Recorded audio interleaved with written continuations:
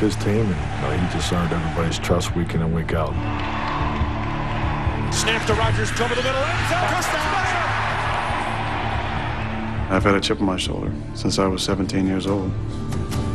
I've always felt like my skills have been underappreciated. I've been overlooked and felt like I deserved an opportunity. Never got it. Francisco 49ers select Alex Smith. Getting passed in the draft, that was probably the best thing that happened. Hopefully he watches me and gets something from that. My contract doesn't say I have to get Aaron Rodgers ready to play. Rodgers play action, looks to the end zone. Touchdown! What has it been like since the Super Bowl? It's been a roller coaster. Oh, Aaron Rodgers! Oh, Aaron Rodgers, touchdown! This is a new challenge, new season. Let's see what happens.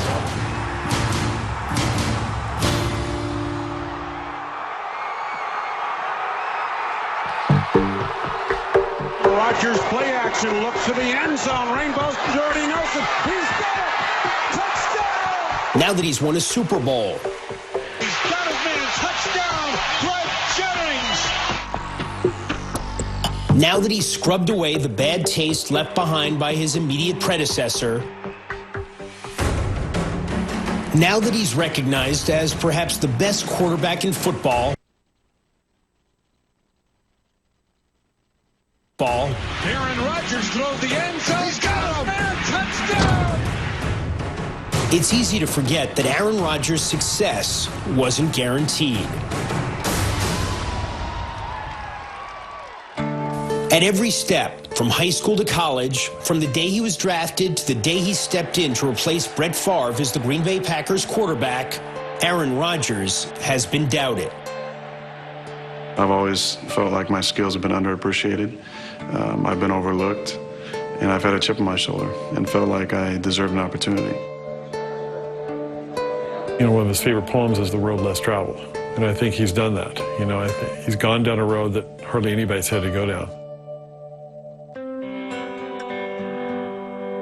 The middle of Ed and Darla Rodgers' three sons, Aaron was a 49ers fan growing up in Chico, California, 2 hours northeast of Sacramento.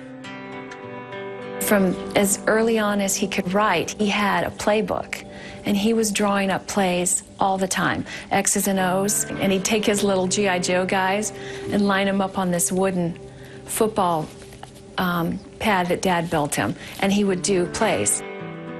When Aaron was 9, the family relocated to Oregon. His father, at the age of 38, had decided to switch careers and return to school to become a chiropractor. There's the top of the deck. The things that we did, the kind of living on the edge, basically. You know, we moved up there really on faith. We didn't have a lot of money. I was going through school. My wife was working. Hi, honey. Things got tight, money got tight. My mom and my brothers lived at my aunt's house. They have a llama ranch in southern Oregon. We raked up some poop and cleaned the pens out for a few months while Dad went to summer school. I think those are great character lessons, you know, just life lessons that I think are invaluable to go through. After Aaron's father graduated, the family moved back to Chico. Aaron was in middle school, where he excelled in baseball, basketball, and especially football. We wanted him in a private school, but to get into this school, you had to do an interview with the principal. And one of the questions she posed to him was, well, what are you going to do for the school? And without batting an eye, he just goes, well, I'm going to improve your sports program. Well, confidence is something I've never really lacked. I think there was one, yeah, you can laugh, that's okay. That to me is the most important quarterback trait, because you have to have confidence in yourself in order to instill confidence in your teammates. In 2000, as a junior, Rodgers became the starting quarterback at Pleasant Valley High School. In his Rodgers, who at the time was only 5'11", was twice named All-Section and set multiple school records. More than anything, he wanted to play quarterback for Bobby Bowden at Florida State. Inside the 5 and into the end zone for a touchdown. Mercy! But Florida State didn't want Rodgers, nor did any other Division I school. He kept his rejection letters as motivation from schools that said they had no interest in him. Maybe he should consider Division III. He kept them visually in front of him to motivate him. Why do you think no one believed in you? Far too much weight is put into your height, your weight, your 40 time, your bench press. The things you can't measure, your character, your confidence, your mental toughness, your physical toughness. Not as much weight is put into that. And fortunately enough, I was able to fly under the radar. I think it's the best thing that happened to me. Rodgers lets one go long. He's got a man down there. Hit and a half. And Hunter Bogan into the end zone. Division I's loss was Butte's gain, as in Butte Community College, just a few miles from Rodgers' home in Chico. Rodgers was that rare football prospect attending junior college not because of poor test scores. In fact, he'd scored 1310 on his SATs. At Butte, in the fall of 2002, Rodgers, who'd grown to 6'2", threw for 28 touchdowns and nearly 2,500 yards. Still, he went largely overlooked. When you're in the season and nobody's calling, you start to wonder if you're going to have to be a junior coach for another year. I felt like, my future was beyond, going to Butte College. Then in early 2003, Jeff Tedford, the head coach at Cal Berkeley, came to Butte, not to scout Rodgers, but one of his receivers. Coach Tedford comes out and he goes, "Can I come in and see some film?" I show him one play where he takes a 3-step drop, throws that slant for a touchdown, and Tedford just turns off the projector and he goes, "Hey, that's the best quarterback I've ever seen. That kid will play in the NFL someday."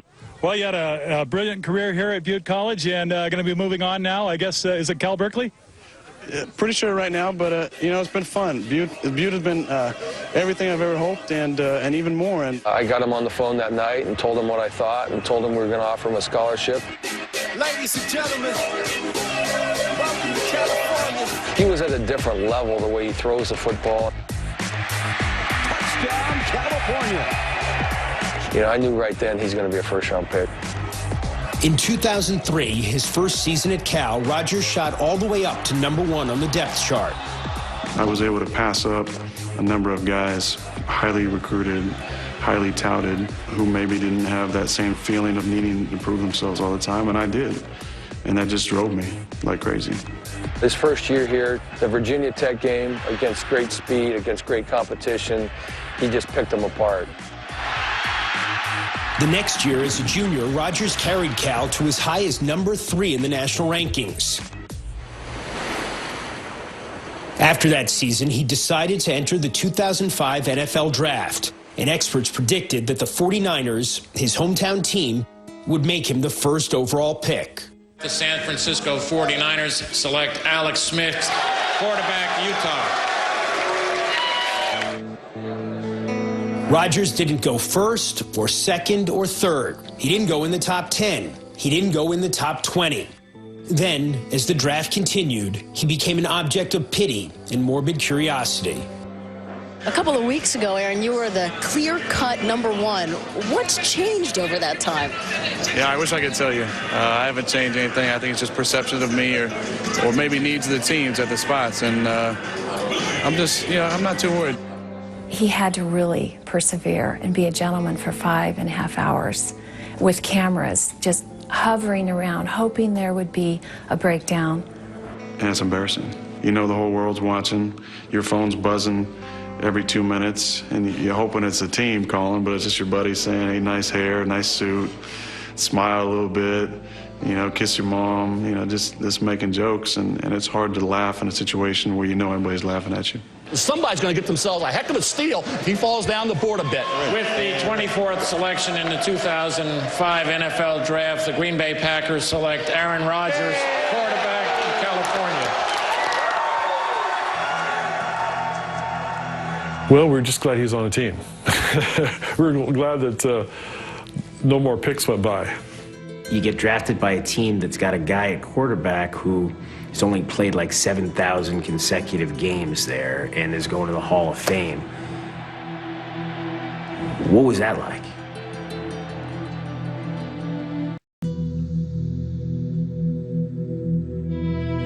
You get drafted by a team that's got a guy at quarterback who has only played like 7,000 consecutive games there and is going to the Hall of Fame.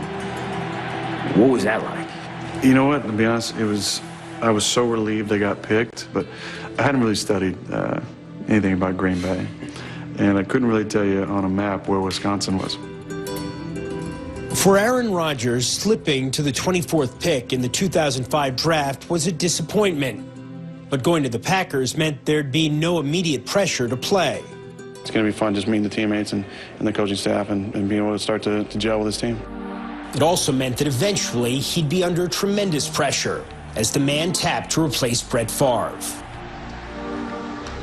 How helpful was Brett to you when you were his understudy? Well, I think the most helpful thing was watching him.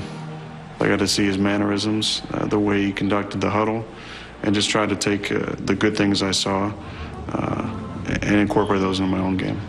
What about on a personal level? Were you guys close? Yeah, I thought we were. I really did. You know, the first year was a tough year. I'm sure there was some feelings of frustration that they picked his potential successor in the first round, knowing what that means. We're all men. We understand it's a business, and we know, what kind of statement that is when you take a guy in the first round. That guy's going to have to play at some point. My contract doesn't say I have to get Arron Rodgers ready to play. Now, hopefully he watches me and gets something from that. It wasn't the easiest year for me in 05, but then in 06 and 07, it was just him and I, and I thought our relationship really got strong, and he realized that I was in his corner. That changed after Rodgers' third season in 2007. Favre retired, but soon changed his mind and all but demanded his job back. What was your reaction when he decided to unretire and lobbied to return to Green Bay? A lot of confusion. And surprised. I was surprised. I'd put in a lot of work in the offseason, and I would be disappointed if I didn't get an opportunity this year. But knowing that it was out of my control. Your thoughts on the possibility of Brett maybe coming back the next couple of days? Would you welcome him back? Me and Brett have never had a problem, so there wouldn't be any issues between us. I'm incredibly proud of how he handled all the pressure of following the legend Brett Favre. He got caught in a very, very difficult political mess. That's something I wouldn't wish on a lot of people. It's not a fun situation to be in. Having to get in front of 50 cameras a couple times a week and answer the same questions was difficult, and maybe a little unfair as well. Why unfair?